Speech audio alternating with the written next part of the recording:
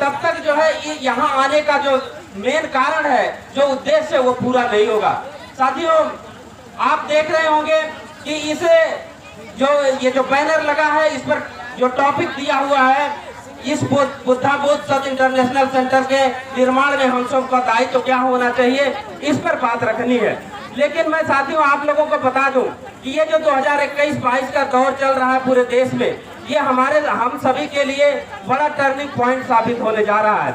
ये जो भारत का इतिहास, जो भारत का भविष्य में लिखा जाएगा, उस इतिहास में इस समय का जो दौर चल रहा है, ये बहुत ही महत्वपूर्ण दौर चल रहा है। इसलिए आप सभी लोगों को थोड़ा सा भारत के इतिहास की तरफ लेकर के जाना चाहूंगा। और जब आप इतिहास को जब तक नहीं समझेंगे, तब तक बुद्धा बोध सत इंटरनेशनल सेंटर की जो महत्ता है, उसकी महत्ता को नहीं समझ पाएंगे। मैं आप सभी लोगों को बाबा साहब की वो बात याद दिलाना चाहूंगा। सम्मानित मंच से मैं चाहूंगा कि गंभीरता को समझेंगे। बाबा साहब डॉक्टर अम्बेडकर ने कहा है कि जो व्यक्ति इतिहास नहीं जानता, वो इतिहास का निर्माण नहीं कर सकता। और बाबा साहब डॉक्टर अम्बेडकर ये भी कहते हैं कि अगर आप गुलामों को उनकी गुलामी का एहसास करा दो, तो वो गुलामी के जो बंधन है, जो बेड़ियां है, उसको तोड़ देंगे।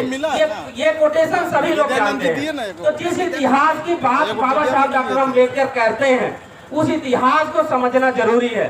बाबा साहब डॉक्टर अम्बेडकर की एक बात आप पकड़ के रखिएगा, वो ये कहते हैं कि भारत के इतिहास की थोड़ी सी भी जानकारी अगर किसी को है, तो वो उसको ये बात अवश्य पता होगी कि भारत का इतिहास कुछ और नहीं है, बल्कि इस देश का इतिहास ब्राह्मणवादी ताकतों और जो बुद्धवादी ताकतें हैं, आप इस तरीके से उसको समझ सकते हैं कि बुद्धवाद और मनुवाद के बीच का सांस्कृतिक द्वंद्व है।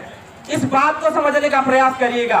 आज हम सभी लोग इसी चीज को नहीं समझ पा रहे हैं। इस देश का इतिहास ब्राह्मणवादी व्यवस्था और बुद्धवादी व्यवस्था के बीच का सांस्कृतिक द्वंद्व, कल्चरल वार है। बाबा साहब ये बात कहते हैं, और इसी लाइन से अपने आप को जोड़ने का प्रयास करिए। मैं आप सभी को थोड़ा सा इतिहास की झलकी दिखाना चाहता हूँ।